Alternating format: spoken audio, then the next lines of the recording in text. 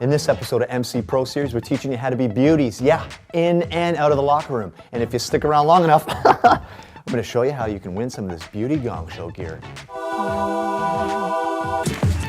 I am the personal trainer for your mind. Steps out, hit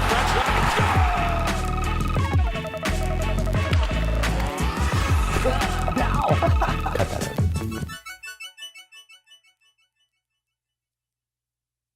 This episode's brought to you in part by GONGSHOW. What a gong show. Lifestyle hockey apparel built in the locker room. Hashtag GongerNation. So hockey players, they're beauties, trust me, in and out of the locker room. And when they walk in a room, you can totally tell. You can see their swagger, their presence, the way they dress, the pregame routines, putting a shirt and tie on, being really classy before they hit the rink. When they get there, we've got great traditions as hockey players too. The big playoff beard, which is awesome, nice to see. And we win and lose with class. And we want to identify those things today and keep that rolling, because those are good things. And as NHL players, those types of guys at that level, they're role models for younger kids at the grassroots level. These are the things that the grassroots level kids and athletes are looking up to. Love it. And that's why we wanted to incorporate GONGSHOW gear and come together. We've got great synergy. They have similar values that we do, and they love being a part of our movement. So that's what we're working towards today, highlighting some good things that we do and a couple things that we need to improve on. So the first tip we're talking about today is being inclusive. We got to be aware of every single buddy in the dressing room and what they bring to the table.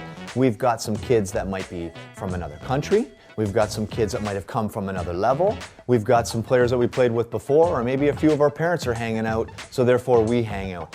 And that's okay, it's cool. But you have to be aware of how those other people and what they're perceiving of you and your little group. And together, you need to be a powerful fist, man. That's what the team has to be about. And coaches, you need to be aware of this too. If you see a group, kind of drifting away, it's your job to kind of corral everybody and bring them back to be a strong team unit, because you want the most for your squad.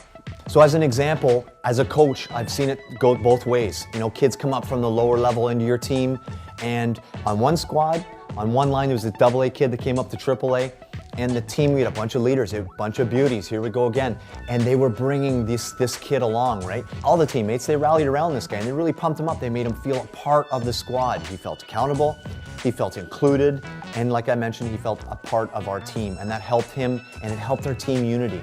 And I've also seen it on the other hand where we isolate players for not being as skilled and not making the right decisions from time to time. And it's tough. I see that the kid just shut down. They don't try anymore. They're upset. They don't feel a part of the team, and subconsciously they just shut off. They don't try as hard in practice. They don't try to be social.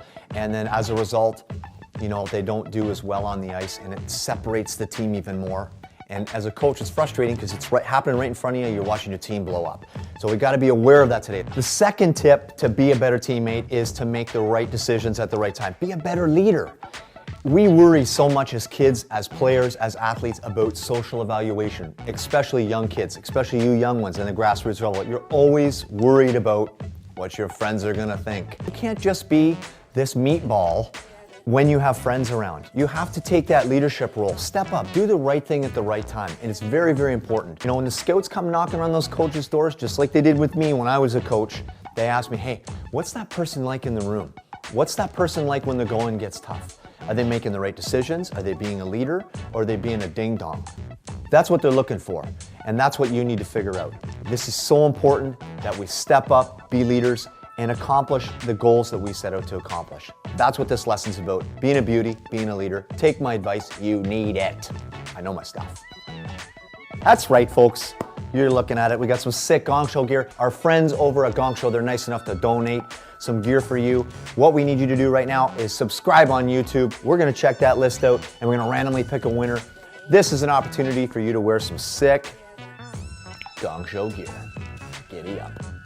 Boom, that does it. Another one in the books, another beauty episode. Thanks for tuning in. Be sure to comment below. Let us know what you think. Subscribe on YouTube or connect on social media at Mentally Charged. And hey, if you got questions, keep sending me those videos. I love answering them. It's what I do. I'm Coach Corey, helping you live the charged life.